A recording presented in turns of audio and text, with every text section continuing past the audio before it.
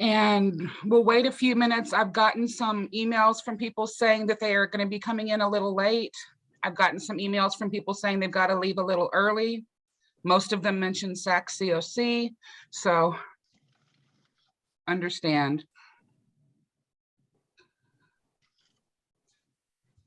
Hi, Erica. Hi, Valerie. Hi, y'all. Everybody's coming in now. Hey, Valerie. Morning, Erica. Good Morning, morning. Vicente. Good morning. Good morning. Hello. Good morning, everybody. Good morning, Ruby. Good morning. How's everybody? Good. Good morning, distinguished colleagues. I thought Dr. Mazur's email was perfect. I liked that. Yeah, sorry about that.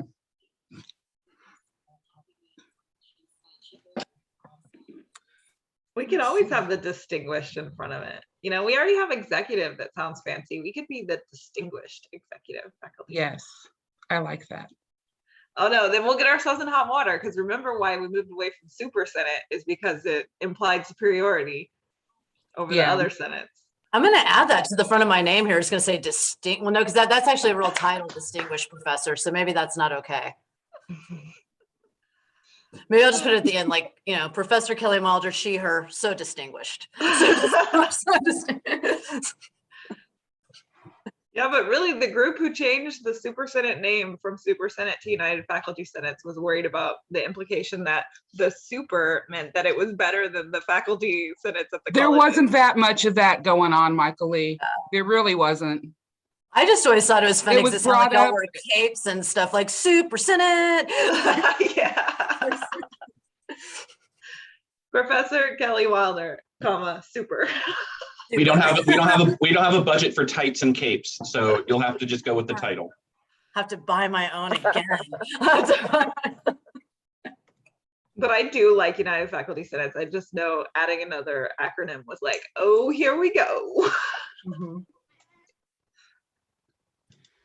All right, well, good morning, everyone. Like I said, some people are going to be coming in late. Some are going to have to leave early. So we'll just get through what we need to get through. Did y'all get a chance to look at the notes from last meeting? Anything that needs to be changed? Looks good to me. Okay. Then we'll accept the minutes as they were submitted. Item number 2 is the ad hoc committee update, which really we're kind of past the ad hoc group main work right now. We're more on the presentation phase. So we're moving on to item 3 on the agenda, which is the recommendation updates. Just where things stand, what's going on, how does it look, stuff like that. So first one up is the new era tenure proposal. Aaron or Judah? I think that we've got a date to present to SLT on November 8th. 8th. Does that time work for you, Judah? It does. Okay. And then also I spoke with the chancellor last night and he's planning another sit down meeting with Aaron and I before that on, so that would be the 5th, the Friday. So we'll have another, and I guess you would be there as well, Cindy, to talk about that. Okay. I'll follow up on that. Michael Lee, yes. Is the recommendations that are going to be presented to the SLT the ones without or with the little spiel about multi-year contracts? Well, the recommendations don't address the multi-year contracts. That is in the re-implementation or in the the how would it go forward language, even though that seems to be such a sticking point. I think the only thing we're changing in the recommendations is to, instead of the first recommendation, say re-implement tenure, we'll move that down to number 5. So we're going to lead with the other 4 recommendations that are the way that this tenure model is different in what we're proposing, and then, you know, make the implementation of tenure the fifth recommendation. So our recommendations haven't changed. We've just reordered the way that we're presenting them. Right, Aaron? That is correct. So I guess I'm familiar with the recommendations when they were the first ones. I'm sorry, I may have misspoke saying that the multi-year contract stuff, it was in the same document. Is that going to be in the document that goes to SLT? So we haven't had the continuing conversation about what role the multi-year contracts play, which has been sort of frustrating for everybody wanting to get some clarity around that. So, we had given the chancellor this version that included that language and said, hey, viability check, thinking that that was the sticking point. And we had this conversation and it was like, hey, reorder your recommendations because, so that was the issue that was presented when we talked to him, which seems to imply that the version that we gave him that had the sort of the two possibilities for going forward in the reimplementation from the contractual standpoint, one same as it is for currently tenured faculty, the other with this automatically annual renewal of contracts, but with a multi-year component so that I'm not going to say it again. We all know what it is, I hope. So that not having been brought up as an issue, it seems like the way we have it is okay and viable, but we haven't really had it out on the details. So that's sort of, I think that when we meet on that Friday, on the 5th, on the Friday before we present on that Monday, I'm hoping that we can get a little bit more clarity on that issue. But the message has been, we need to, show me multi-year contract. That's got to be part of the thing. Part of, it's got to be addressed in the report, not that it has to be in the recommendations. Judah has her hand up. What do you think, Yes. Judah? I just wanted to emphasize that in the report, when Aaron added the language about multi-year contracts, it is described in such a way that it matches our current annual contract with an automatic renewal. So right now, tenured faculty are on an annual contract. It's identical to non-tenured faculty's contract. The only difference is that for tenured faculty, there are conditions that have to be met for non-renewal. And so when we are offering the multi-year contract language in our report, we are still requiring those conditions for non-renewal to be there. Otherwise, it's not tenure. So the last time we spoke to the ad hoc committee about this, everyone seemed to be in agreement that a multi-year contract with an automatic renewal and with those conditions for non-renewal is actually stronger than what tenure faculty have now, right? Which is the annual contract that's automatically renewed. So I just wanted to be clear about that we're not compromising on that automatic renewal and those conditions for non-renewal. Chris? Well, that was kind of my question, is just, it's not the language that we're using to outline what the multi-year contract will be. My only question is, what does the chancellor want in terms of a multi-year contract? Because I know that we've talked many times about what is a multi-year contract, or what does it look like in the landscape of the district? Have we clarified with the chancellor exactly what he intends multi-year contracts to be? Or is it just kind of, we're going to present him with, this is what we are intending, and then just see where everything lands? Yeah, that's exactly where we are. Wait, so to Okay. your first question, no. And that's the part that Aaron was saying is pretty frustrating. And hopefully we can come to some clarity on that this coming Friday. But yeah, Aaron. And I'm sorry to interrupt you. Okay. I think that where this sort of goes back to is that when we wrote this report, we didn't address multi-year contracts as part of the broader landscape analysis, discussion of, what contracts look like in higher education around the country and around Texas. So, now after the fact, it's like, oh, hey, multi-year contracts have to be part of this. And we're like, okay, here's how it could work, but then it's like, well, wait a second, where's your landscape analysis about multi-year contract? So so that the chancellor was proposing, well, we need to learn more about this. Meanwhile, we've already finished the report, right? So are we going back and like rewriting sections, adding something about it? We haven't gone down that path. It's been more like, well, let's talk to people who know about this and, you know, see if we can learn something that way.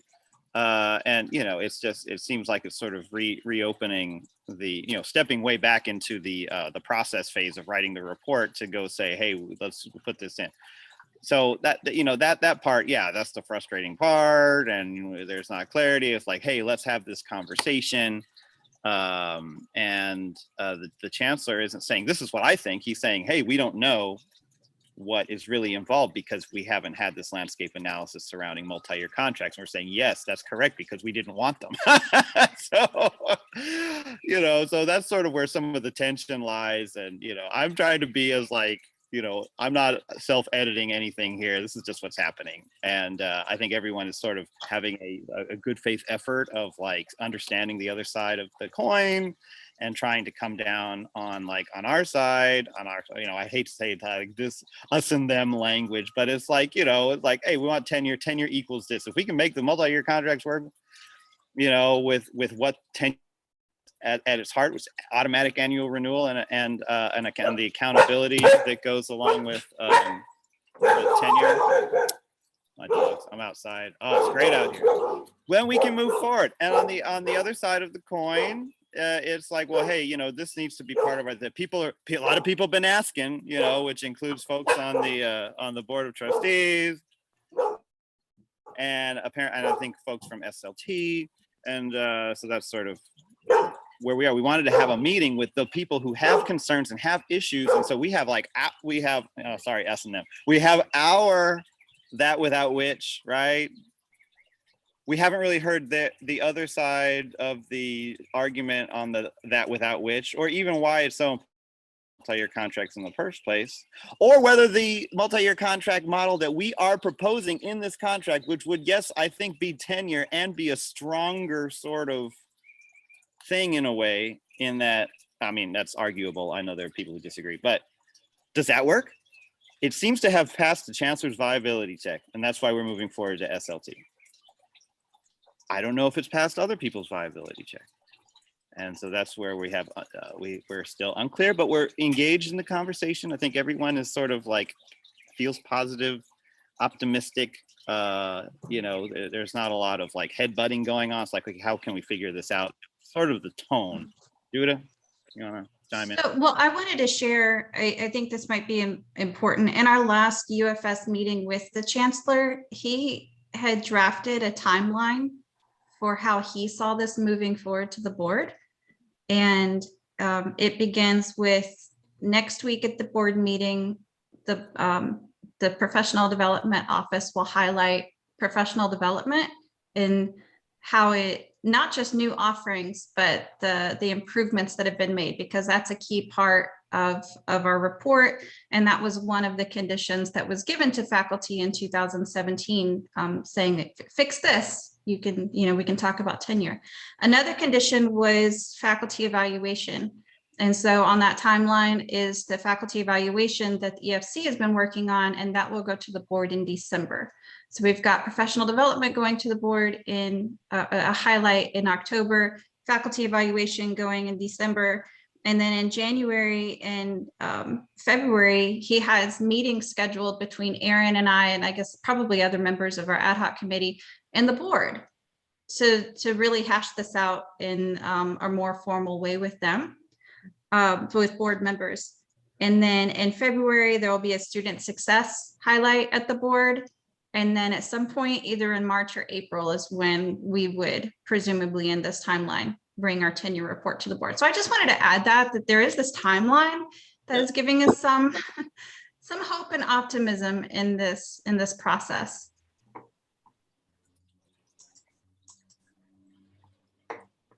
I thought that was really important to Judah. I liked that he did lay out that timeline, and we do have some really clear steps. I was just late because I was working with Carmen and that development team on the presentation for next week. So we're ready to go on Wednesday. They're making the, you know, final tweaks and edits. And it's really, I gave them the purpose of why they're doing this now.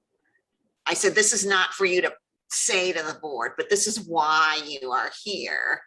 And these are the connections you need to make to, so they'll make a connection from the faculty competencies and say, you know, this is a framework for our development, but it's also the framework for our, you know, our performance evaluation. I think, is that still a fair thing to say, that you're, you know, you're pulling that through, and those were developed by faculty, the trustees, some of you remember you were there. And so, yeah, I tried to make it really tight to line up with this bigger goal that we have here, which is to, you know, to tee it up for your tenure conversation. I really feel like I agree with Judah that we on all sides, and Aaron, we just don't really know enough about multi-year contracts or how they would work, and what's really being, you know, what do people really think they want? I've said to Mike, and I think maybe we discussed this, we need to have like a small shared learning sort of session where we actually learn what it is, and maybe bring, I thought Mike suggested maybe we bring somebody in. I've read a couple articles about, you know, different ways to do it. Maybe there's somebody we can bring in to just sort of guide a group just on what is it, you know, not to decide anything. Just, I think it's really powerful to learn together. You know, if you had the chancellor and, you know, some folks from this group and, you know, Dr. Rayleigh or somebody, I mean, what is it that we're really talking about? Because I think we're struggling because we don't know enough about it. You know, any one of us doesn't know enough about it to actually have a really constructive conversation about it. You know, how, where does this lead? What is it? Just, I always think that just sitting down and learning together about something is powerful, and it really helps you get on the same page, so you can to have a conversation. Not that you all end up seeing it the same way, but at least you have the words and the framework to have a useful discussion about it. Because right now we always sort of loop back to, I mean, but I don't really know what it is, and we, you know, having somebody else help us, I think would be really beneficial. At worst, it would be a waste of a couple hours of time, but I don't really think it would end up that way. If nothing else, we're all there together, and we're collaborating, right? I agree. And I think that would be an incredibly helpful session, because already in our conversations, I think we've noticed that, you know, we have these different mental constructs around tenure, and, you know, excavating those has been particularly difficult, but it's also been helpful to, you know, for us ourselves as the ad hoc committee to really articulate, like, what is the meaning of tenure and why is it valuable to us? And I think that we've expressed that well. And I think we've been making a good faith effort to also understand the, you know, the concerns of administration. But I would like to see a session like that where we could really have a conversation, open and kind of, I like that. Did you say excavate? Yes. I like that. Sorry, I've been Like reading Michel Foucault. Oh, I love him. Yeah.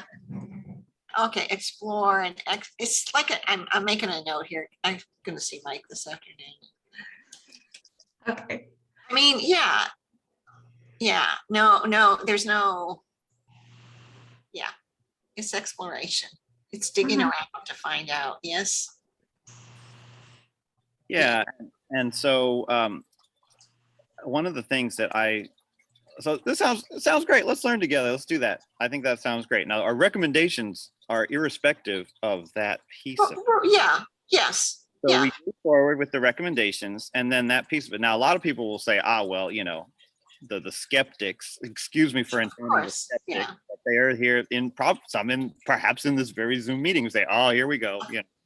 Is there a bait and switch going on? I don't mean to say, it's just like, this is sort of some of the conversation here. So like, oh, let's get this through. And then it's like, oh, multi-year contracts, and not the multi-year contracts that we have proposed, but this other thing, because after we have our shared learning, then it looks like this other thing. And like, oh yeah, well, we learned together that this thing that is not what's in our proposal is what could work, and then like, oh, well, what happens now to our tenure proposal if the ad hoc group believes now that does not equal tenure anymore, because in our shared learning, we learned that annual auto renewal is not a viable feature here anymore, because for us, that's the linchpin that makes it, okay, these two things can work together if that's true. And then like, oh, well, then if we say this doesn't work anymore, it's like, well, we've got to compromise, it's like, well, we already sort of have compromised because we're even talking about multi-year contracts in the first place.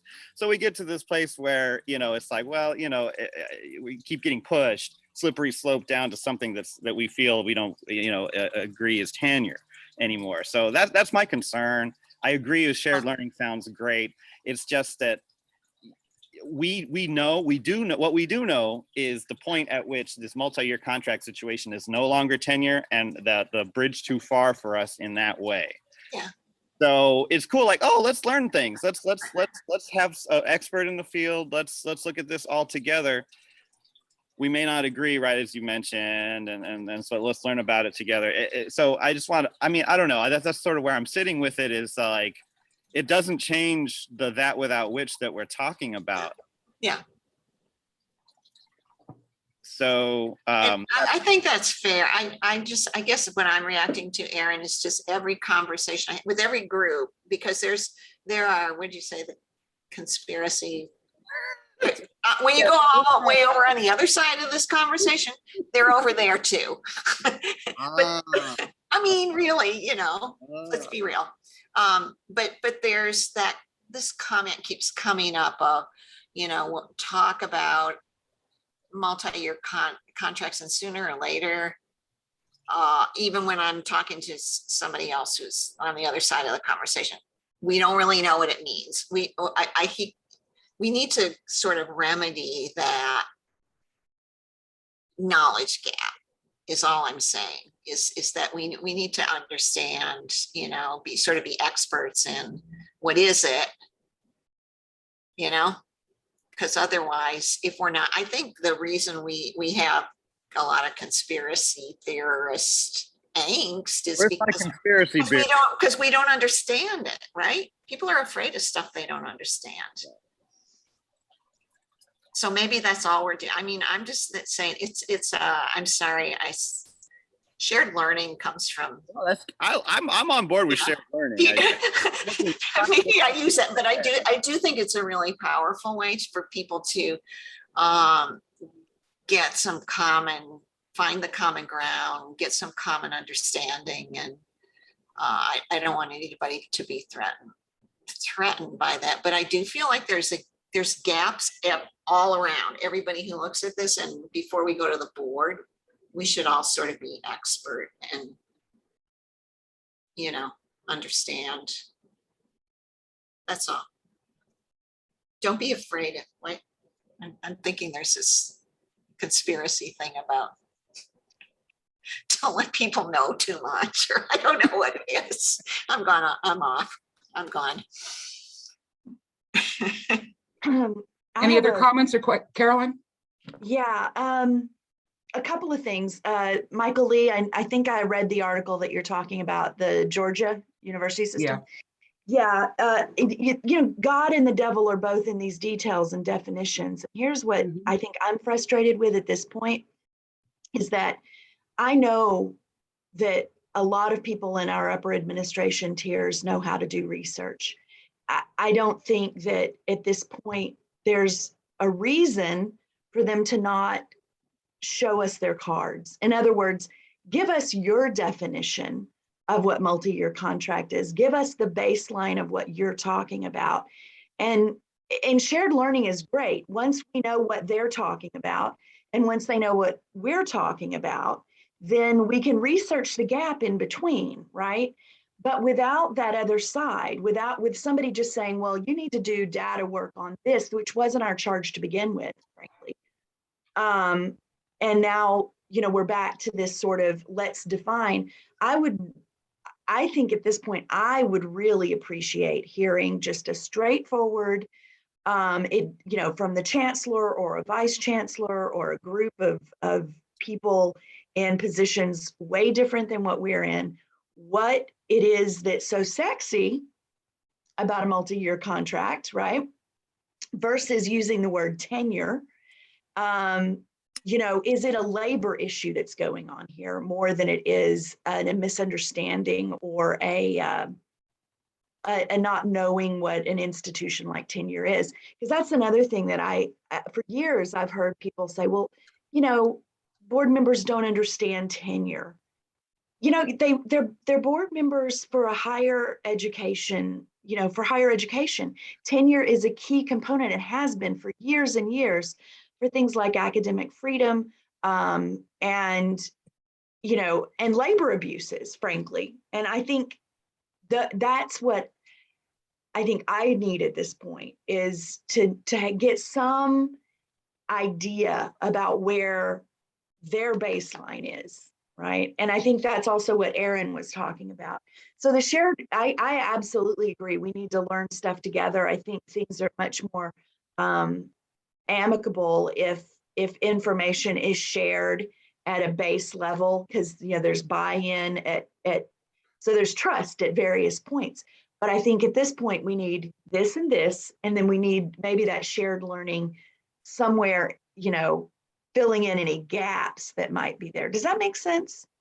Do you guys know what y'all picking up what I'm putting down? Yeah, it does make sense. And I want to reiterate a point that Michael Lee made in the chat, that shared understanding really needs to also maybe more so revolve around with the shared understanding of tenure.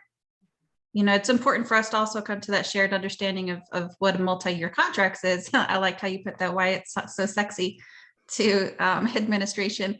But yeah, the value of tenure. Yeah.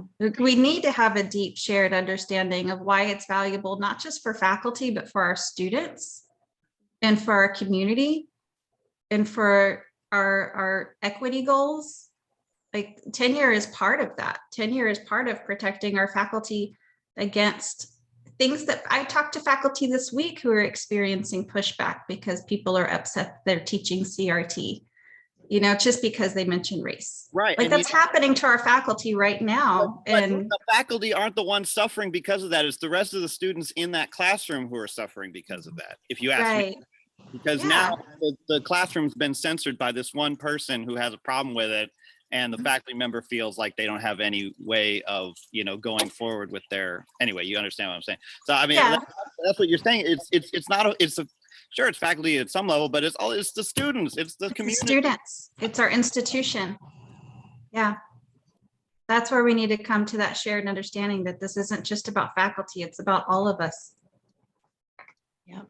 I would like to add, I agree with Michael Lee, what you say in the chat. And it is true. I mean, this conversation, it's at a national level, and institutions are discussing the issue because I think, and we should also, because I think that we can learn who we are and what we want. I think tenure is not only the issue about tenure and us and administration. I think it's also to find out who we are and what is the future, because I mean, this is the key.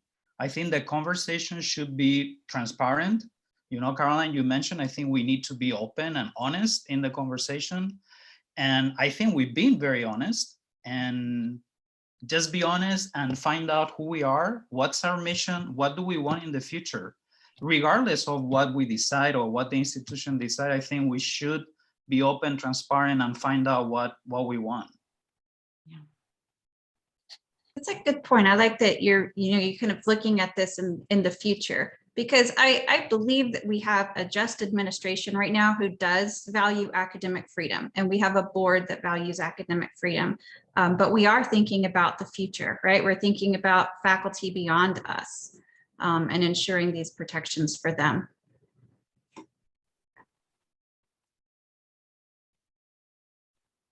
Great conversation. Anybody else have anything they want to bring up? Okay. Then Aaron, you're up again with the end of course student surveys. I'm taking that to SLT on Monday. All right. And I wanted to chat with, does anybody know if Steve Zesko's around today? I want to see if I could just chat with him once before I do, or Monday morning. He's generally around, right? He's available. Do I have his number? I want to just call him. But anyway, if there are any questions about the upgrade to Blue 3.0, about the features that it provides and the training that we're going to provide faculty, he's sort of the point guy, as well as the feasible turnaround time. Initially when we were doing this, we would think there would be the summer to upgrade everything for fall. And now that we've gotten pushed back and this is like, okay, maybe this is getting rolled out in spring. I don't know if that's possible or what kind of turnaround time Steve and the IT folks need. So I just want to have some of those answers before I go into SLT. So that's my fact finding before that meeting, and I'll get with Steve. Do you need his contact info? Yeah, if you got it, I would I'll take see it. what I got. Maybe I'll call him and pretend to be a spammer or something.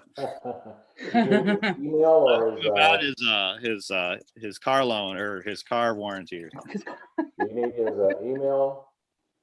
Yeah, I think I've got his email. I was actually was kind of wanting to call him, but I guess that he probably won't answer. Yeah, I'll just email and it'll be fine. So I'm good. Okay, any questions for the end of course student survey phase 2? So then would this be on the board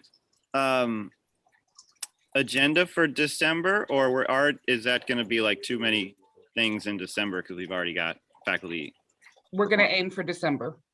Okay, thanks. Cindy, this isn't actually just about this, but it is reminding me, if it's at that stage, shouldn't it go on our public website? Do we still update that? I'm finding that's the part of my job I like the least. So I will make a point.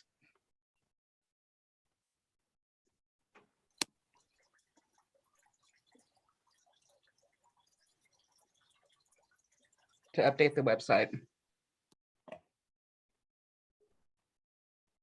Thank you for that.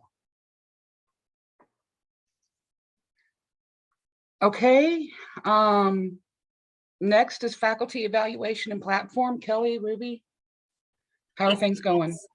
Great. We made the very small modifications that were suggested at the last EFC meeting. We presented to the VPASs yesterday, and unless they were just being wildly dishonest, they loved it and everything was great. So that was good. I'm pretty sure that it was all, it went really well. I was excited. Dr. Powell actually did give us one piece of feedback that it was really, really obvious, and I feel super dumb that we hadn't thought about it. That we need to make sure that part of our focus as we're moving forward with as we change platforms and look for new platform is how we're going to migrate data that people have been hosting in Faculty 180, because some of our faculty have been putting everything in there as we need to change. So making sure that we, one, have a plan for that, and two, know how to make sure that that word gets out to faculty and how to do it, everything that's going to go along with that. So it was one of those weird moments where I was like, well, yeah, of course. And I'm like, why? I don't know, we did, but anyways, so that's now on our radar as well going forward. And I guess what's next is the SLT. Is that correct? Mm-hmm. Yes. So Yes. that's And where we'll we work on getting you on the schedule for that. excellent. Thanks. Does anyone have any questions or anything?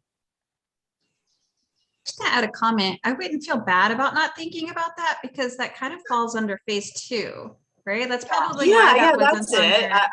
I was mine, just yeah. waiting to think about it in phase 2. Exactly, yeah. Thank you, Judah. That makes us feel so much better. Well, and also I brought up the fact that I thought that was one of the issues that we've had is getting data out of it in a meaningful way or an easy way.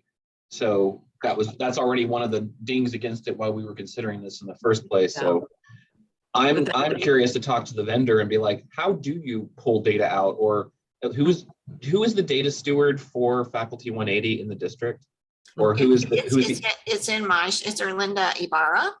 Okay. And she shares, I mean, listening to you is like listening to Erlinda. She's very happy that you're working on. So we're putting a gun to Faculty 180's head and saying, you're out the door. Well, no, I think we will have to figure out what's the strategy for that. The migration of all the information that's in Faculty 180 is a really important point. And I would say our fallback is always, because I have a lot of data in my line of work, because I have to keep, I can't lose it, and I do migrate systems. So the fallback is always, we're gonna run parallel. We'll bring up the new system, but we're not giving up the old system until we know we have everything out of there and where, someplace safe where we can get at it and use it. So that's a really key consideration. I don't know that there's any value in taking the current vendor, who obviously can't do it, to task. But we do need to know from the current vendor,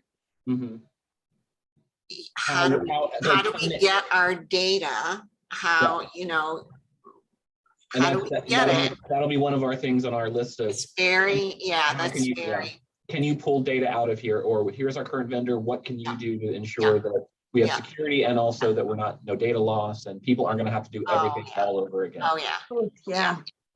But I would say, you're going to want to have Erlinda help you look at looking at software, have her help you look at it, so that you're sure you get something that can actually do what the vendor tells you it can do. Because the vendors will tell you anything, and obviously they did. And we're not software experts. So we believe, we're pretty trustworthy people. We buy stuff across the college district that doesn't actually live up to it.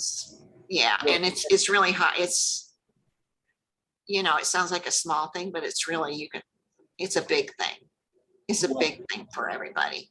And Linda, since I have you here, I don't want to put you on the spot, but when Faculty 180 was purchased and the initial testing went forward, like, were there any issues that were like highlighted at the beginning, or did all these issues that we're talking about now that are in the proposal or in the recommendations, did those crop up after the fact, or were any? I would say there was both. When that faculty, there was a faculty committee that selected Faculty 180. Don Elmore was the lead on it. Yeah, Brian Stout, I was on that committee. I will just say that I made my folks with IT skill go in the room and sit through those presentations, because I was figuring I was going to end up having to support it. And there wasn't really consideration of the technical observations.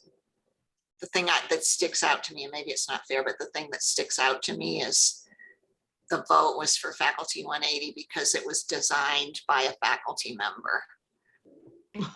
And that's good. It would, theoretically it would, and it was not designed for performance evaluation.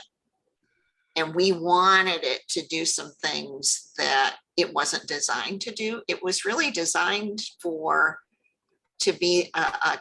support a tenure process. It was designed to create your tenure packet over multiple years. That's what, I mean, if you ask them, I'm sure that's what they'll tell you. I know that on that committee, we reviewed about 5 or 6 Yeah. different platforms. Yeah. And at that juncture, at least, it was the lesser of the evils. Could be. We could Yeah. not find anything that was even close to being like perfect. In fact, what you're looking at now seems a lot better. They've come a long ways. And as far as the migration, all of these platforms, they compete against each other. So I know that there's probably some type of system that they have to do that migration. Now it may come with a charge. But Maybe. Yeah. And so at that juncture, we'll probably want to have Tom and his crew doing some negotiation, or Gary Obar. Yeah. I think what we didn't get the first time around is maybe we just didn't get enough reference checking. We didn't go look at it. You can go look at a system, you know, that's up and running in another institution, or talk to their people that actually use it. Let them show you how it works, and, you know, how hard was it to get it to do what you're showing me it can do. You kind of want to ask people who actually rely on the system every day, you know, to do their jobs, as opposed to people who are selling their product. You need to hear both, but it's really, it wasn't designed for that. And what they said was sort of that famous thing, we can create it for you. You know, and we agreed to that. I mean, we did agree to that, and we trusted them, and they did sort of create it, but there's no, when you have that kind of agreement, there's no real assurance of how well it's going to work, you know. Yeah, well, at what point do you decide it's done, right? Because they've got what they've agreed to, and we've got our idea. Yeah. I mean, it's. We did speak with end users of the different platforms, but the salesman actually provided us with those end users. So.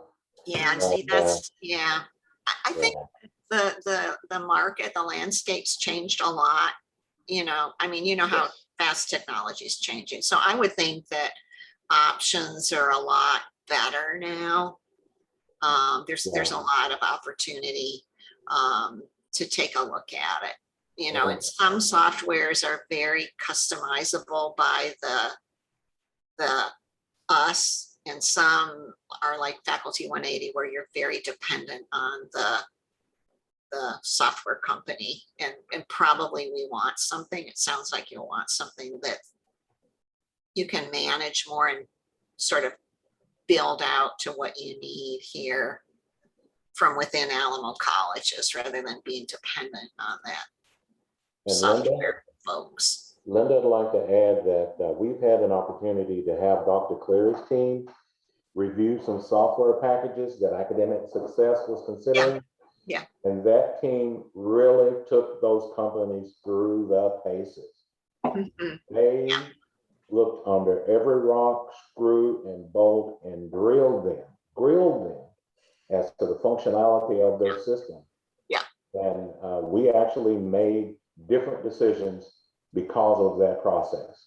So I think IT, that committee that Tom has at review team, will be absolutely necessary in reviewing the software. Yeah. We will definitely be seeking their help. So, yeah.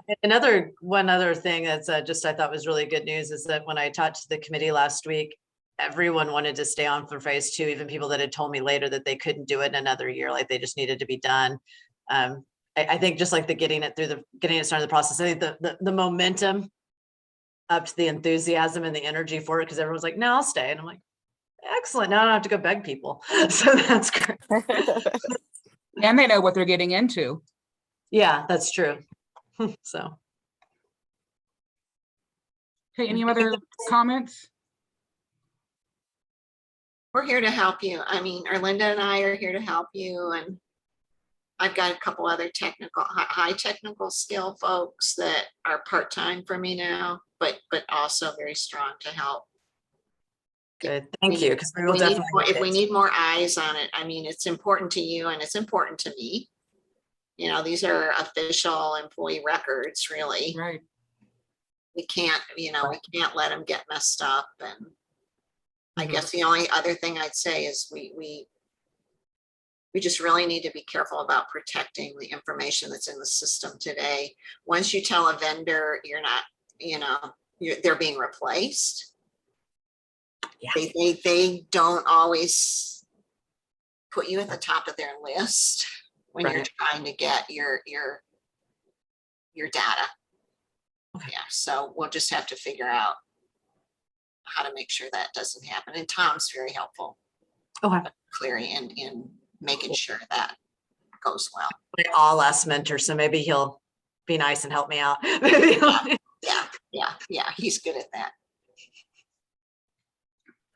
All right, thank you guys. Okay. Moving on, next item, Board of Trustees presentation. I don't have one because I presented Tuesday. So nothing's really happened since Tuesday. Okay, Judah, could you please present for us the ad hoc presentation? Let me give you screen sharing abilities. Thank you. I was just about to ask for that.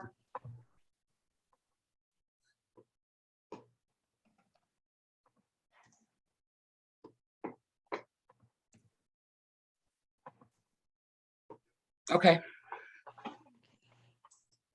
So as I began, I want to also note that we have in our audience some of our FSM leads and co-leads from around the district. And so I appreciate them being here and all of their hard work in helping to put this together. So good morning, and I am excited to share with you the work of the Faculty Student Mentoring Ad Hoc Committee. I know that all of our EFC ad hoc committees pour their heart into their work, but this was a real labor of love because mentoring is important to each of the members on this ad hoc committee. All of us who are on the committee serve as faculty mentors or as leads of our programs. And so this work was very personal for all of us. So just 2 short points for background. Each of the 5 colleges already has a faculty student mentor program. They have many similarities, but also some differences because we serve different student populations. Our colleges have different cultures, different backgrounds. And so each of our faculty mentor programs that currently exist are operating independently of one another, though there is communication between the leads. In February of 2020, I should say 20 or 21, getting my COVID years mixed up, 2021, the SLT submitted a work charge to this body, the EFC, regarding FSM. So my next slide is going to be very text heavy. So there you go. If you haven't seen the work charge in a while, or if you haven't had a chance to look at it, this might seem like a lot of information coming at you at once, but I wanted to share the deliverables that SLT gave to EFC. And then I've added some boldface to some key points just to kind of help those jump out at us. So ultimately what the SLT asked us to do as the EFC is to recommend a faculty student mentor model that will function within our current resources. And so we interpreted current resources as both financial resources and the resources of our faculty, right? Our labor resources.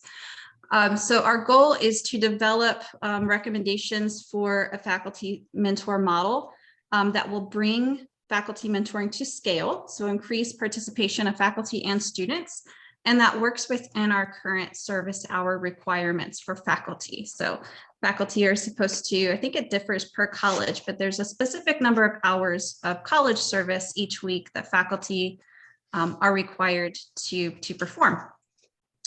We were asked to recommend a specific caseload for faculty to take on with mentored students, to develop an evaluation plan. How will we measure the success of a scaled up faculty student mentor program? What metrics would we look at?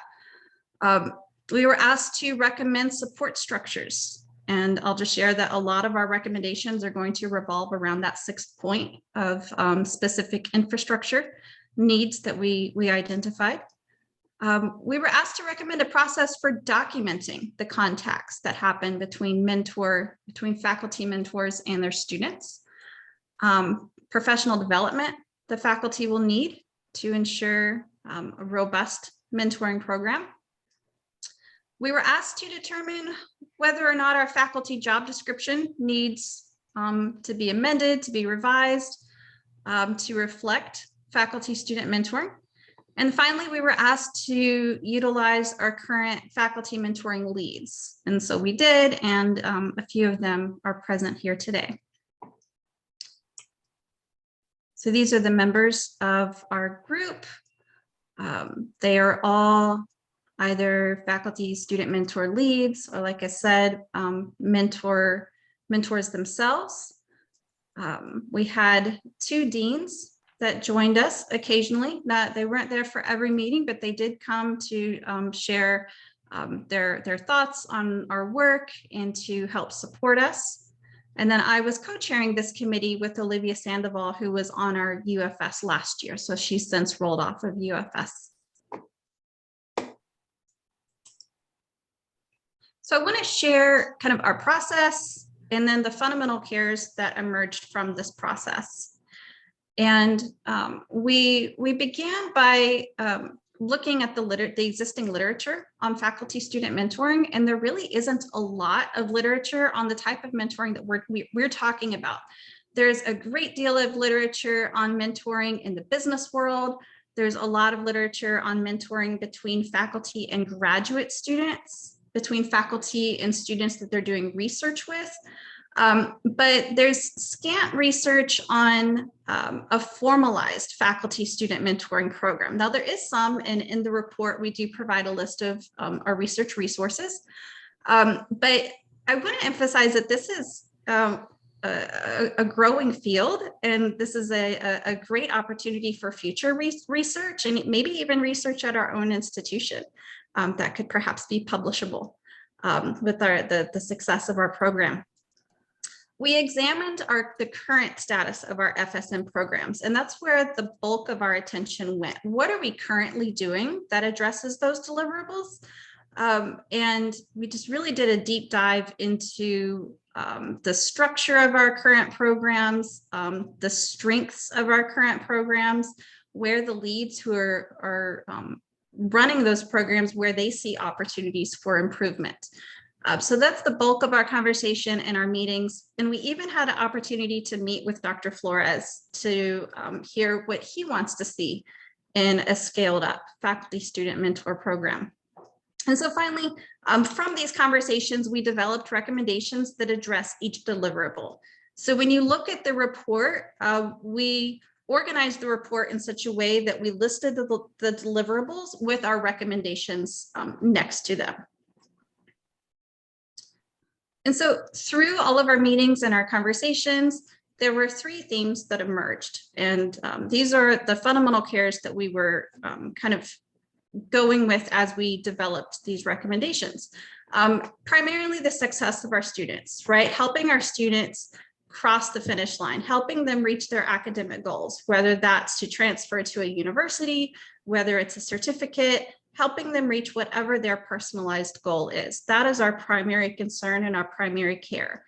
For that reason, we want faculty student mentoring to be open to all students, right? We're hesitant to open this to a specific demographic or target a specific group. Some mentor programs do that. We think that it should be open to all students. Another care is to ensure that our faculty are supported, right? To provide the support that our faculty need. We've heard a lot over the past few years about faculty feeling a larger sense of burnout than they had in the past, right? I mean, I think all of us, not just faculty, administrators are probably feeling it too, a deeper sense of burnout. And so we're really concerned about creating a model or building a model that is going to appear to increase faculty workload. That's not what we want. We want to support faculty to be good mentors and encourage them to be mentors. And then finally, a third fundamental care is recognizing the value of our current FSM programs, recognizing how we can strengthen them and scale those programs up, and how we can collaborate more to do that. So before I get to some specific recommendations, one of the first things that we did was collaboratively create a shared definition of faculty-student mentoring for the Alamo colleges. One of the things that we found in doing research is that there isn't a common definition of what faculty-student mentoring is. One article suggested that each institution should define it for themselves based around their own values and their own institutional goals. And so over the course of a few meetings, we came to this shared definition that each of the 5 colleges agreed to use in their faculty-student mentor programs.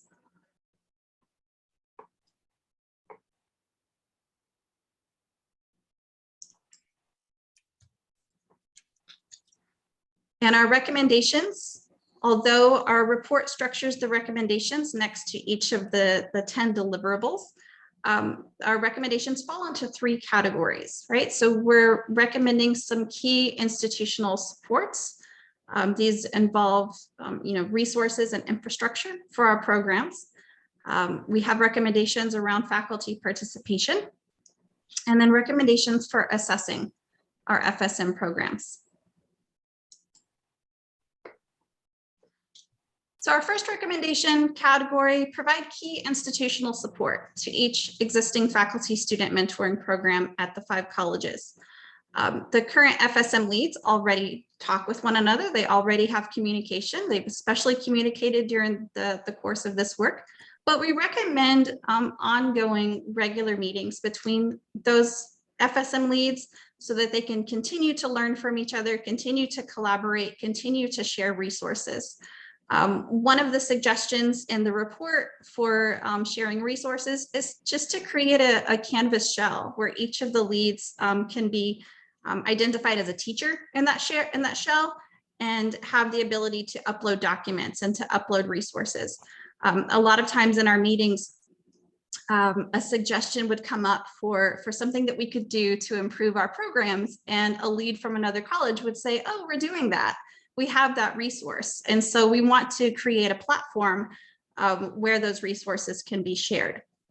We're also recommending in this collaboration between the FSM leads that they continue to have the ability to meet with Dr. Flores at least once a year to check in on how the programs are doing and how we can continue to grow and improve. One of our, the most of our recommendations in our report actually revolve around raising the visibility of our FSM programs. I need to move my cat off my notes here.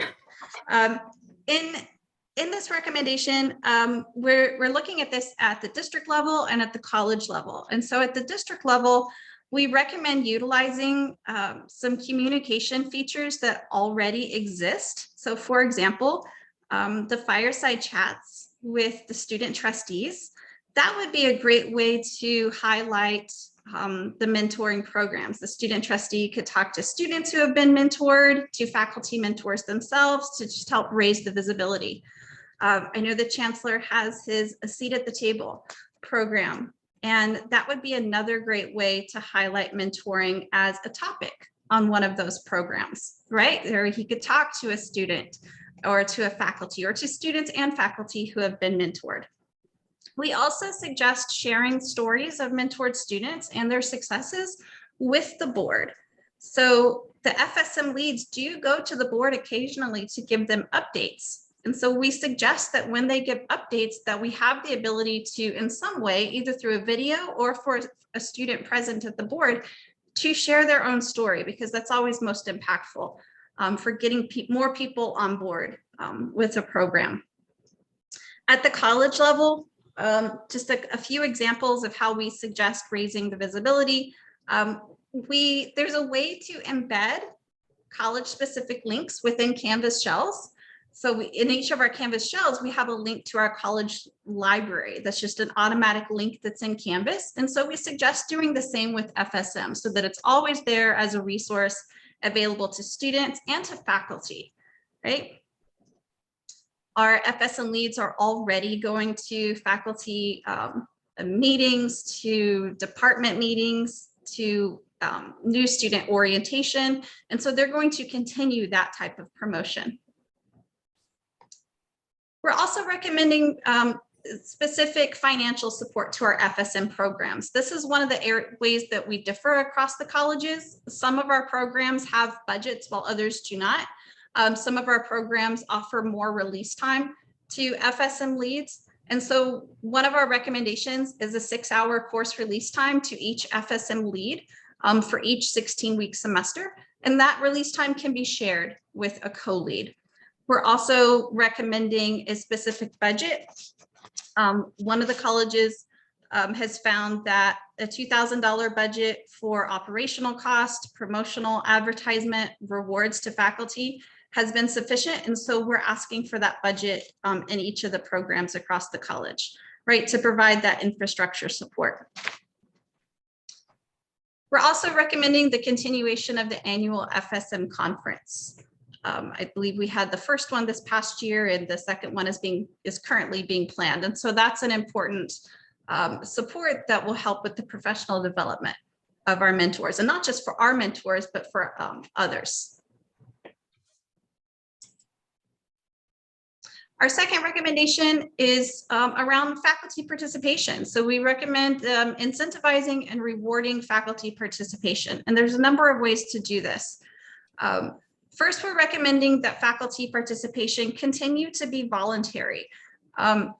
Faculty are required to perform service to the college. And sometimes we're told a specific service that we have to do. Sometimes we don't have choice, but we often do have choice so that our service can be around where our strengths are.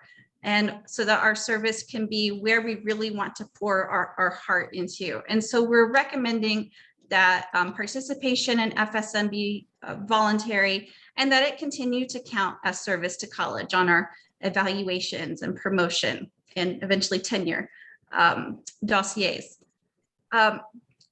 We recommend rewarding, right? In rewarding in a big way, faculty mentors. And so one suggestion is a district-wide Distinguished Faculty Mentor Award.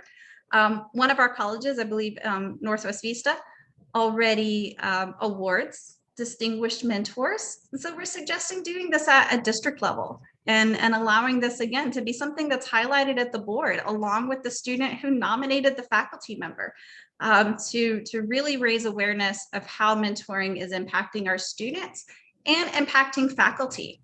One of the things that we found in our research is that, while faculty mentoring is beneficial to students, it's also beneficial to faculty. It helps them grow.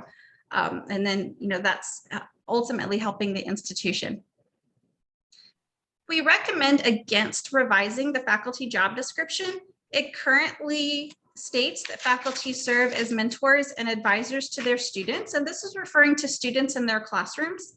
Faculty do serve as mentors and advisors to students every day, but because we want the FSM program to remain voluntary as service for faculty, we recommend against adding the faculty student mentor program component to the faculty job description. Finally, the third category of recommendations is assessment. And we recommend assessing the success of our current FSM programs through a qualitative survey. We talked at length about what we want students to get out of mentoring. And one of those components was a sense of belonging on campus, a greater sense of connection, a greater sense of engagement with their campus. And so we want to measure that at the end of each long 16-week semester, their sense of satisfaction with the program, their sense of belonging on campus.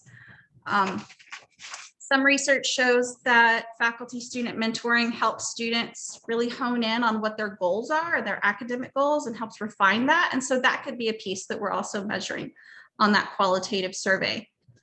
We have traditionally measured persistence rates for our faculty student mentor programs. And we can continue to do that, but we also caution against using persistence rates as the sole performance measure for these programs because there are so many other variables that influence persistence rates that it's hard to ensure that an increase of persistence was caused by student mentoring. There are other factors. So we'd have to do more of a deeper dive into the specific variables and then maybe compare our mentored students to, a specific, sample population so that we could have an accurate measure, which can be done, but we're just cautioning against using that as the sole measure of the success of FSM. Again, our primary concern in coming up with these recommendations is that we support our students, that we support their success, that we help them get across the finish line. And through our recommendations for faculty participation, we're hoping that we'll get more faculty who are excited about mentoring and excited about being in our programs.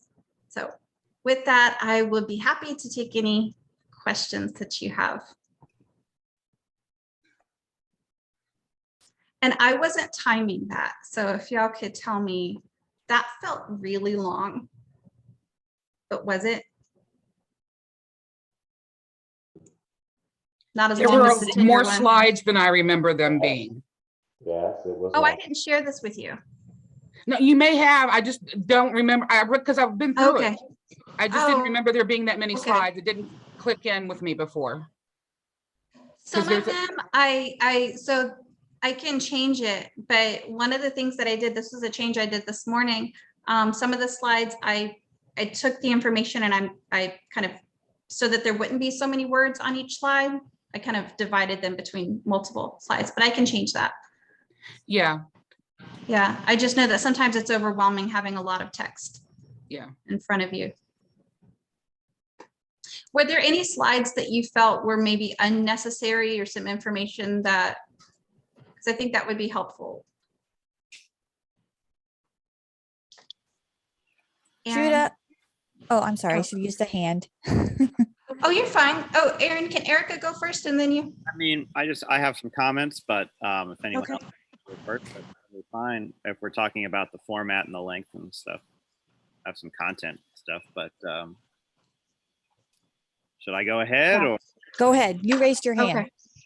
Okay. Well, so I think it's a great presentation, great work on this, and everyone, all the FSM leads are just, doing such an incredible job at each campus. And so thank you for all your work, everyone on the ad hoc committee, and Judah, great presentation. And, there's always a way to tighten up, but I like seeing the sort of unhurried version here at EFC. So a couple of issues that I just noticed, and, they could come up later. Well, I mean, one basic question is, we got this charge from SLT. And so we saw the components of the charge, and I wonder how you feel your recommendations address or do not satisfy some of the charges. We heard a lot about like bringing it to scale and making sure that every student has an opportunity to be tenured at some point or throughout their time. And so I can hear that question sort of in the future saying, well, does this do that? It doesn't really sound like it's any different from what we have now. And the point was to get to something more. And so like, how would you answer that question? So that's a good question. And I would welcome any feedback and assistance from this group on that. We are not following directly the deliverables, right? I mean, as EFC, we do have, kind of the I guess the freedom to make our recommendations. So through conversation with the FSM leads, there was not a desire to create a new program, a new district model, right? That was something that the leads decided against. So from that perspective, we are not following I guess it's this first charge, right? To create a faculty student mentoring model. So what we are recommending are specific ways that we identified to grow our current programs and to help them succeed. So that's a good question, and I fully expect it, because we kind of veered away from number one, right? So I would again welcome any wisdom on how to approach that, to say like, we're not doing what you told us to do, but we are, right? We are trying to grow the individual programs. Erica? I would say that for that particular question, I would point out the fact that we talked at length with Dr. Flores directly about this, and he was fine with us keeping our own models per each college. And for him, he was focused on scaling up. And for us, we were like, we need to have the advertising blitz, and that's what we need to do to scale up. And we need to recruit more faculty as mentors. And we touched on those points. And I think that's where the focus really needs to be, and not on making a unified model. Making a unified model is not going to help us scale up. That doesn't address the issue that Dr. Flores wants. And so that's one way that I would address that particular point. I think you could also focus on the enhancements, because we really didn't have an assessment model, nor were we really focused on the assessment. We did not have something where we were looking to really focus on scaling all of the models up and providing support to those. So there's a lot of things that we can look at that enhance what we had been doing, that make it a different model than it was. To those 2 points, should I leave out this slide that has these deliverables? Would that kind of help that conversation, so that we are just focusing on how we're enhancing? What do y'all think? I think that, or just address it quickly, say, because I remember when y'all got this charge, and I was so glad you took it and I didn't, because it looked really difficult. But there's a lot of questions as to what exactly was wanted. Like there were many conversations that we kept kind of coming back to what are we actually doing here? And so maybe just in the presentation, just briefly address it. There were some difficulties at first figuring out what the actual goal was based on the charge, and that you came to. It wasn't so much about creating like a single district plan, but just making sure that we were scaling up across the board. And that was because it was difficult I remember y'all's first few report outs, like what was going on, and there was a lot of difficulty just figure out what was expected and what was wanted of you all. Right. And one of those difficulties, and I don't want to criticize, but the difficulty was that the charge didn't address a problem, right? And a lot of times our EFC charges, there's a clear kind of problem statement. And so you kind of know what you're going to do. You don't know how you're going to get there, but there's a problem statement. And in this one, there's not a problem, right? And so I think that was where some of the difficulty and confusion came from, was whether or not we were supposed to create an entirely new model, or if we could just strengthen the models that we have. But I appreciate your comments, Erica, that from the chancellor's meeting, that he did say it was okay to stay with our current models. Yeah, so I think you're on the track there. And then the other thing I wanted to add is I thought it was really wise of y'all to add in the piece about not necessarily considering persistence to be the one indicator of your success. I think it's important that we always check that, because persistence, matriculation is wildly important. That's a big part of what we're here for. And we're always trying to, I guess, to like use a phrase that I kept hearing last night, find the secret sauce to that, right? Like that's a very important thing. And so we should always be looking for that, like what things are moving that indicator the most, but that does not necessarily sum up whether or not a program is valuable and is helping our students in other ways, because we don't always know. Some of those students, there's a little self-selection there. If you bother to go get a mentor, you bother to get involved, you bother to do those things, you're probably bothering to finish, but it's still what you're doing is still important regardless. And I think that y'all did a really great job with this. I might be able to highlight that more in the presentation, but in the recommendation, while we do want it to be open to all students, we do recognize that, voluntary isn't always the best way to get all students who need a mentor. And so there are a few recommendations for, advertisement that targets specific populations, like first generation students, student parents, right? Like we could do some targeted advertisement, but have the program still available to everybody. I think that's a great idea. And I think it's important to target this group. So I know, like I was a a first generation college student and I didn't take any help because I thought taking help was cheating. And it would have been really helpful for someone to have told me that's not cheating. It's here for, this is meant for you. We want you to do this. We created this for you. And no one told me that. And I struggled much more than I should have going through the ranks. And I know that a lot of times, then you get your parents and things like that, they think they don't have time. So when we start finding ways to advertise directly to those needs, no, this could just be a 10-minute thing. We could do a Zoom. We can, Mhm. It doesn't mean that you have to find a way to be here 8 a.m. to noon every Monday, Wednesday, and Friday, Right. that's And really another critical. benefit of mentoring is it helps students know that they can talk to faculty, right? Faculty are just real people that they should feel safe talking to. And so if a student is afraid to talk to faculty, they might not be willing to sign up for an FSM program. So it's how do you reach those students who really need to get that socialization? Yeah, and some of them are, my own daughter, she's at her first year of college and her mom, I'm a professor, this is what I do. And even her have to have you gone to talk to your faculty? Have you gone to talk to your teachers? And she's like, well, I don't want to bother them. That's our job. I'm I've told you this over and over again. That's what I do. She's like, well, you're a weirdo, mom. Like you're an outlier. And I'm like, I am. I was like, but here's the secret. All of us are. We're doing this because this is the stuff we like. And so, so I figure if even our own kids are scared to go talk to their professors, that maybe we need to really shove that message out there that we are very, very approachable weirdos. Erica? Oh, sorry. There's a couple of hands up. Erica? Okay, my original hand was up for the persistence issue. I am concerned about having that element there because as you remember, there was a lot of discussion on that. As FSM leads have been asked to do a lot of data in the past that was meaningless. And persistence is one of those. I'm sorry, because we can't make a good comparison to where persistence will help guide improvement of the program and to tell the success of the program. Because some programs, you're getting students who are self-selected, who are fantastic students already joining the mentoring program, and they're going to have high persistence naturally.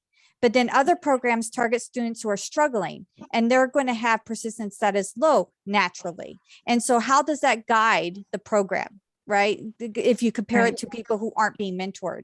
So I think that you should be prepared to answer a question like that on why we shouldn't use persistence. Because the way it was framed in your discussion, you talked about it not being the sole indicator. Well, that makes it sound like we're still going to be asked to measure it. When I don't think we should be measuring things that are useless because it doesn't help guide the program. A qualitative survey will help us guide the program to make it better for students and to help students. And it would also give an indicator if it is a success metric on helping students belong and helping students want to stay in college and things like this. But the persistence, I think we're walking a line of having us to do meaningless measurements like we've had in the past. And I'm really concerned about that. Isn't that data that they could just pull for y'all though? Because I know that's what we've done with a lot of our programs. It's they just give, they have the names of the students participating and they can just pull it. So, because I don't think it's a measure of the success of your program, but I do think it's important to capture which things are working for persistence. I think it's just one of those things, because we're always just looking for what, I don't think whether or not people persist means whether or not your program's any good. But I do think if we start noticing that the students, how does that indicate that the faculty mentoring helped with persistence though? Because like I said, if you have students who are self-selecting into a program, or if you have students who are being targeted who are already at risk, it's going to be hard to untangle comparing them to the general population on whether or not faculty student mentoring led to their persistence or not. And so I don't see how it's a meaningful metric. Well, because we don't always know, that's why we measure it against almost everything, because we're trying to figure out which pieces are moving the needle. We don't ever always know why. Because it's that whole causation and correlation. We don't always know for sure, but if we start seeing a trend, we can at least get an idea. So I don't think that it's useless per se. I don't think, like I said, I don't think it's a measure of whether or not your program's any good. I think that those are separate, but I do think that it's something worth looking at just so we know if it is helping. I think the problem that's being addressed is we're confusing correlation for causation, right? And at least that's what I'm hearing, is that we don't know that faculty student mentoring either helped or deterred persistence. We can't say that just by showing that persistence data because there's other variables. So I can take that off. I think in my thinking, I was considering that had been presented before. So there might be an expectation that it's going to be presented again. So I can just remove that and then be prepared to answer a question about that. Yeah, because other factors included that they had reported out, I believe, was GPA in the past. So we've had to do things like that. And it kind of runs along the same arguments. Are they making y'all get that data? Is that what's going on? Like, because I know, like with programs I run, like the student engagement grant and things like that, like I literally just call up the person in our institutional goals and they just run the report for me and send it. It's not, I'm not having to do that work. Is that something that y'all are having to personally do? We haven't been specifically requested to do that because you're right. I could just go to IR and capture it, but NLC specifically is capturing it outside of IR. But whenever we make reports out on it, we do use what IR has. Okay, thanks. Michael Lee? Yeah, I just wanted to go back to the point. I don't think it should ever be said in a presentation beyond today, and I know it wasn't in the presentation, it was after, but that you aren't fulfilling that first work charge in the, that first point in the work charge, because I actually really disagree. The model that you came up with has to do with assessment, has to do with marketing, has to do with all sorts of things. And while it may not be like a pre-packaged different model, what you're putting together is something new. And I just want to echo Dr. Bazer's point and really emphasize that it's not just strategy to like go to the SLT and say, this is the model, but I like wholeheartedly agree that you are coming up with something that is amplified and that is the model. Now, yes, it is having the college's current models work in cooperation and with greater support structure, but that is the model. So I just wanted to emphasize that I don't think anyone should ever say we didn't do the thing. We did the thing, right? Like these are the recommendations and they do address the work proposal. Thank you for that. Nadia? Yes, I have a question with the qualitative survey. Just what we did at NVC, which we're doing differently this semester, is we came up with a survey. It was like 5 questions that were open-ended. And, you know, I sent it out, I think it was finals week in the fall of 2020. And so, in the spring of 2020. So I got like maybe 8 or 9 responses. And so, you know, we were using that to do the Faculty Mentorship of the Year Award. We used those results for the Mentor of the Year Award. But now I'm like, okay, so, you know, I wanted to get a bigger response because I was thinking maybe we could kill 2 birds with 1 stone. Like we would use the survey, the survey for the Mentor Award to choose a mentor, but also it would kind of be indicative of our qualitative survey. And so what I did this time was I sent out the survey October 15th, and then every single 2 weeks, I resend the survey just to ensure, like, you know, some people, some of the mentees are participating. Could we do it that way?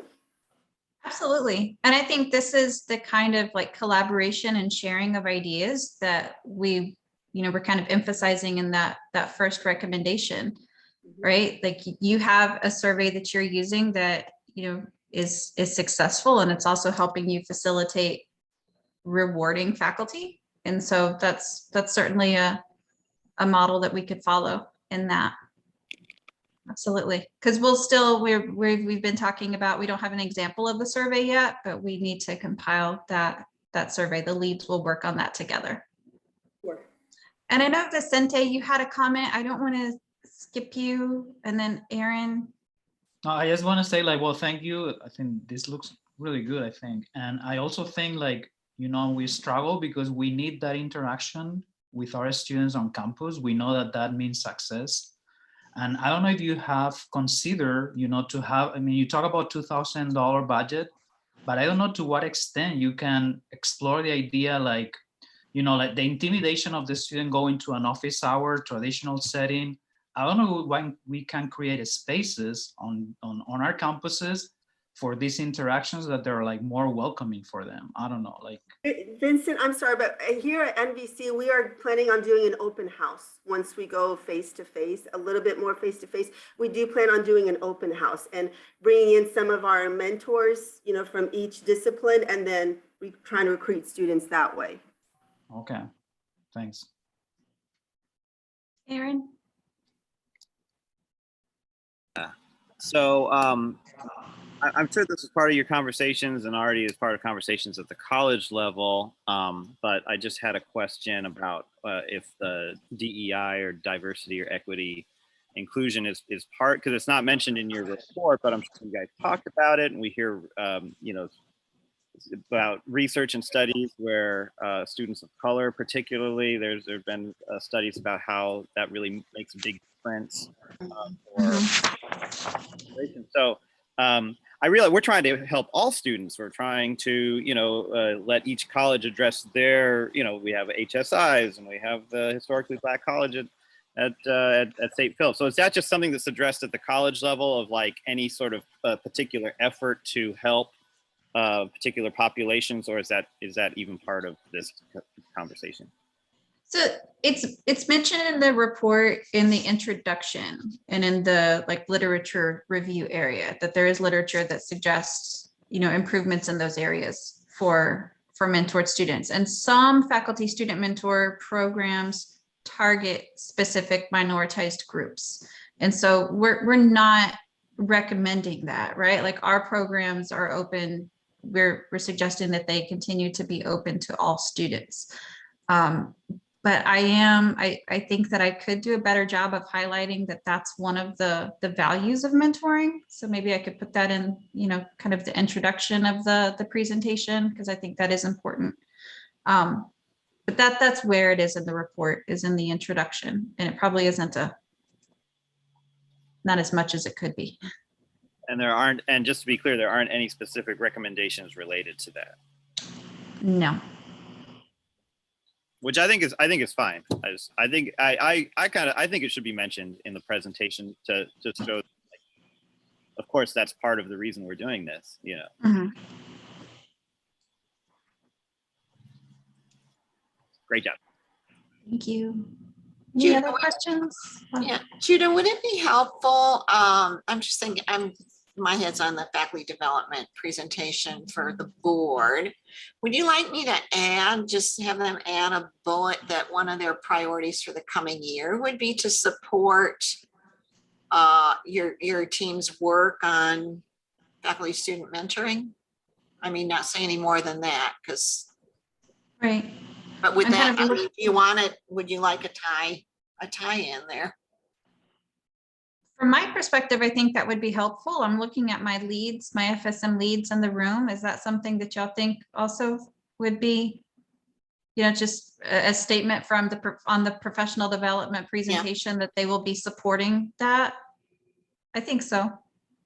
You've already got the conference, right? So right. Yeah, that's as much as they could say.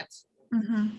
But yeah, that's coming forward, so they're ready to help y'all, whatever you need. Yeah. Okay. I'll have more opportunities for development around that, I think would be useful, because I think that's, and this is something that came up in our conversations, that might be something that makes some faculty hesitant to be mentors in the program. We mentor our own students in the classroom. Like that's what we're used to. We do that all the time. It's not documented. It's just, that's part of our daily work. It's some faculty who honestly maybe are like me, are not as social as other people and have a hard time making small talk with folks outside of the classroom. It's me. Last night was, you know, kind of challenging for me. There might be some hesitance. And so they need that, either just like a conversation with other mentors or that development to kind of, you know, see how it's done, you know, how it's, so that it's not as scary. Yeah. Okay. Because that's one thing that we forget about, is that sometimes our students are intimidated to come to faculty. We're not intimidated of students, but sometimes stepping into a different role that you haven't operated in before can be uncomfortable, maybe not scary, but, you know, awkward. Another thing also that we've talked about is, I know some faculty think that they need to spend a lot of time with each individual student, and that's not always the case. So there's concern about taking on a greater caseload. And it's easy, like just this past week, I met with 3 students. My first time meeting with them, we did meet for an hour, but now when we check in, it's about 20 minutes to 30 minutes. And that's not a huge time commitment, so I think that's another thing that we could work on communicating to faculty, because I've talked to some mentors who are like, oh, I spend like an hour to 2 hours each time I meet with a student. We don't have to do that every single time.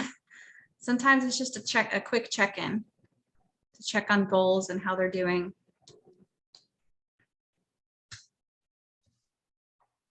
Are there other questions, areas for improvement, or any areas that were confusing?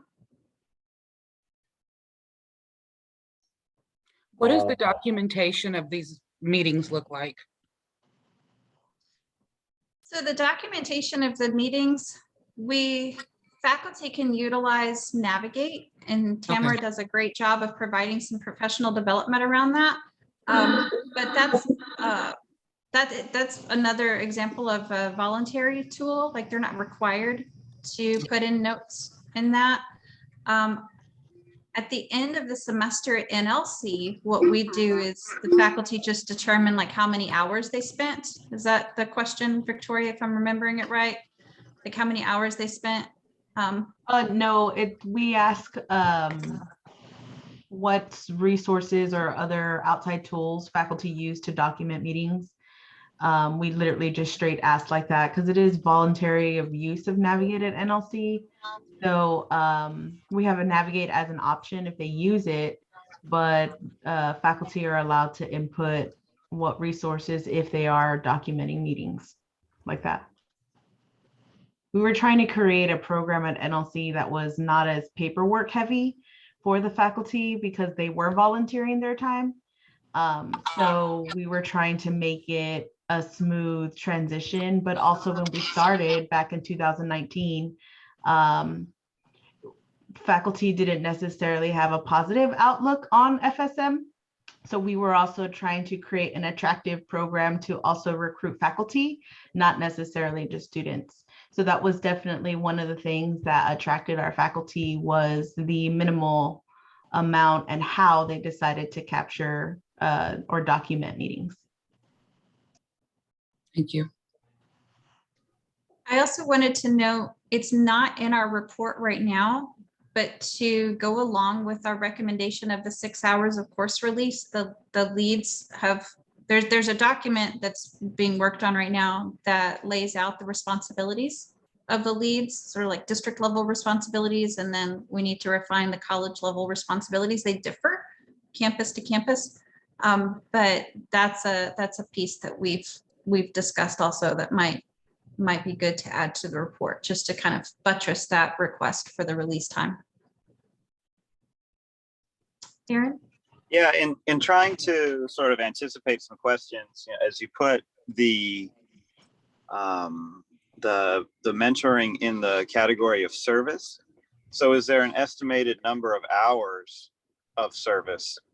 And I don't know if this would be, per student per term or how you would do it, but like, can you quantify that? So if someone says, oh yeah, I've got one student, like, oh, that's how many hours of service more or less. So there's a range or a ballpark figure.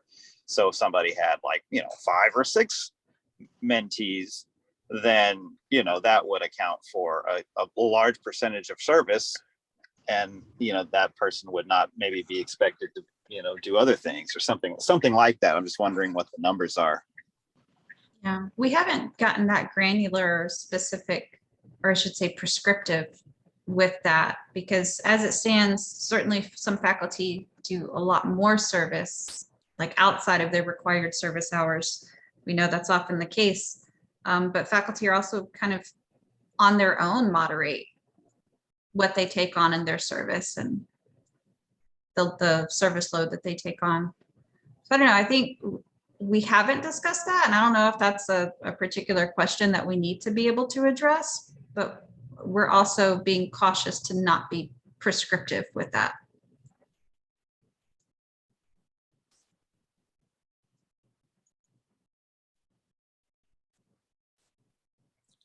Okay, any other questions, comments? Thank you, Judah. Thank you for your team. Y'all did a great job. Can't wait for this to go forward. Cindy, what will this, so this was from the SLT. So will the presentation to the SLT be our last presentation, or No. will we still need to go to the board with this? Just go to the board. This will go to the board for sure, because this is something that they've asked for a long time. That's really where this is coming from. It may have come from SLT, but it really was generated from inquiries from the board. And so, yes, that's the reason why I don't think it's overly long, because they are expecting a pretty good report.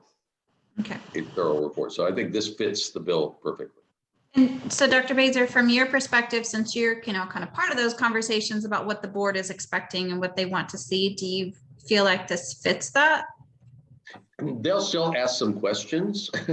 Yeah. And so there may be some, like, especially Joe Alderetti, he can't help it. He will ask a couple of questions that may expand. He may ask you for what other support you need from them. So just be ready for some of those kind of questions too, that may go well beyond what you're really expecting and what you're trying to do. I would suggest though that up front, when you're talking about faculty student mentoring, and then we transition to only using FSM, we have some folks that may get lost. So you may say that I'm going to interchange these. Okay. So that you know what we're talking about, because typically acronyms sometimes fly right by them. Yeah, they get lost. Especially we have what, 3 new board members? And they're still Right. Yeah. And this is a primer for them as well. Yeah, Okay. it is. You may want to have in the appendices how many students are involved in the programs, like aggregate and by campus. Probably that's an all the ready question. Yes.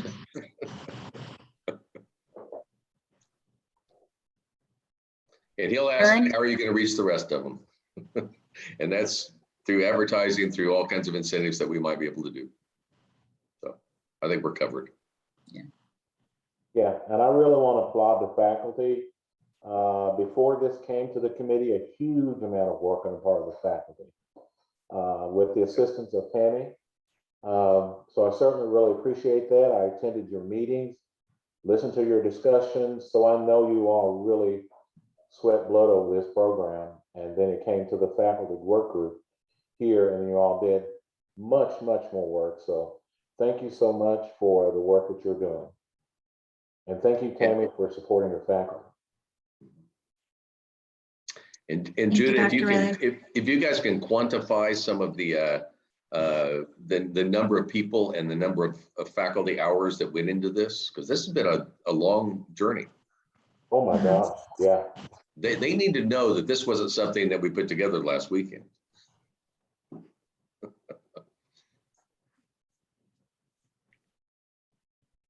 Aaron? I have one more. Yeah, I'm sorry. I have one more. I'm just kind of running through all of the stuff here, and oh man, I forgot what I was going to say.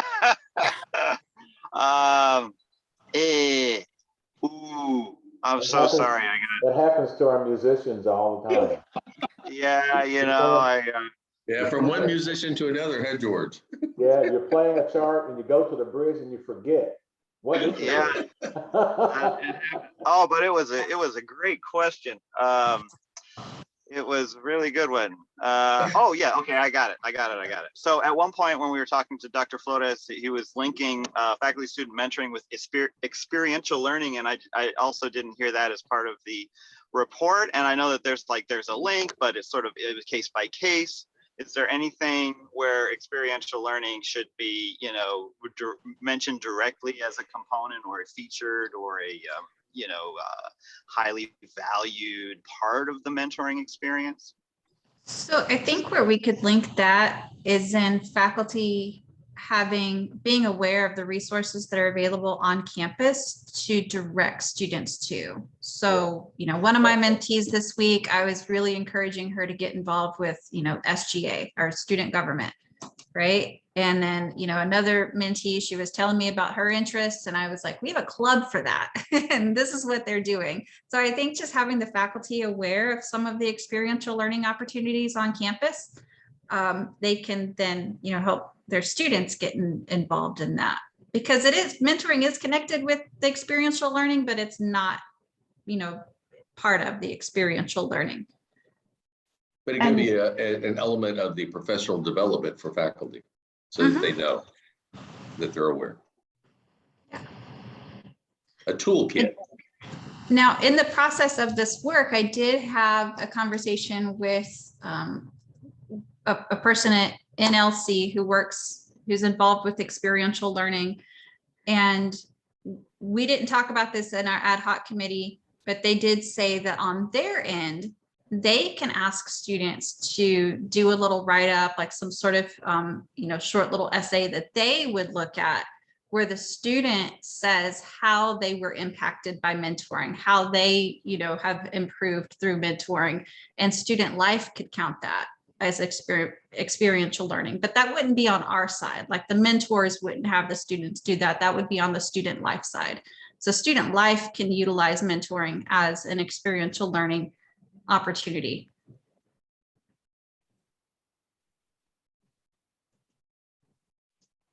Excellent. Okay. Any other questions? I have a question. Okay. So Atticus was a key part of my presentation today. Can I bring him to the board? Yes. Yes, ma'am. Service animal. Yeah. I have disservice boxer dogs, so you can have one too. Okay. They provide me a service every time I see them, Dr. Baser, which is happiness. So I'll call them service.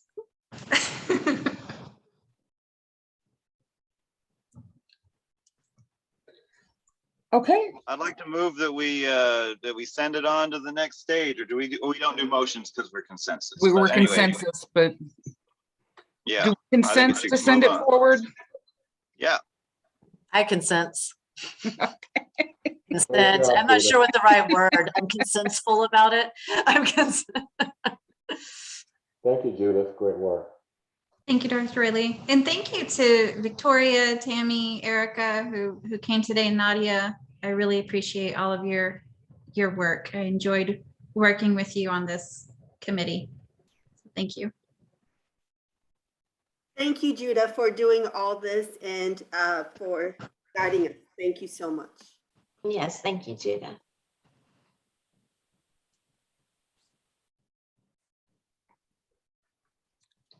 Okay, then moving on, just to make sure that we have settled the VPAS stop in the gauntlet.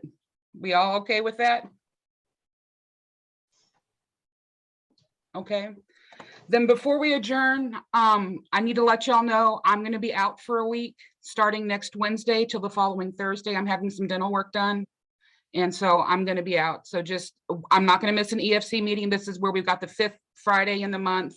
So that's all working out. But I just wanted to let y'all know. I'll still try to get to my emails eventually, but I'll be out. Anything else for the good of the group? I'd like to wish you a happy birthday, Cindy. Thank you. It's tomorrow. Happy birthday. We can still sing to Do we you. have Aaron lined up again? Oh, no. Sorry, I'm not at the piano. I can't play it. Next time. Okay. All right. Happy birthday, Cindy. Just as a recommendation, Cindy, if you never want to leave your 20s, I'm now 2043. Okay. Okay. I'll remember that. I like that. I'll be 2031. Hey, go for it. Okay, well, thank you all for being here. Have a great weekend, and I'll see you on November the 12th. So I think that's 3 weeks. Have a good weekend. Man, Thank you. You Thank too. you. Have a good Bye, weekend, guys. everyone.